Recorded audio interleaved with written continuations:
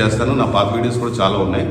Law of attraction అంటే ఏంటంటే మనం ఏదైతే థాట్, నువ్వు నెగిటివ్ థాట్ ఉన్నావు అంటే మళ్ళీ యూనివర్స్ నీకు అదే ఇస్తుంది, నెగిటివ్ ఇస్తుంది. ఎప్పుడైతే మనం పాజిటివ్ థాట్స్ తోటి మనం ఎప్పుడు ఆలోచిస్తూ ఉంటామో ఎస్ నేను ఆ పని చేయగలుగుతాను అంటే గోల్ని క్లారిటీగా పెట్టుకోవాలి.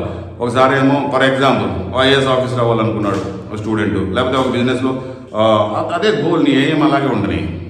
సో నీ ఏం ఎంత బలంగా ఉంటుందో, నీ థాట్స్ పవర్ ఎంత బలంగా ఉంటుందో డెఫినెట్లీ ఐఏఎస్ ఆఫీసర్ అవుతావు. కొంచెం ఏమైనా వీక్ ఉంది ఐఏఎస్ ఆఫీసర్ కాకపోతే నువ్వు కింద సమ్ ఒక రిజిస్టర్ అవుతావు, లేకపోతే ఇంకా ఇంకా ఇంకొన్ని కింద పదవుల్లో అవుతావు, ఏదో అవుతావు కదా సంథింగ్. అదే నీ గోల్ పెద్దగా ఉందంటే పెద్ద ఆఫీసర్ అవుతావు నువ్వు.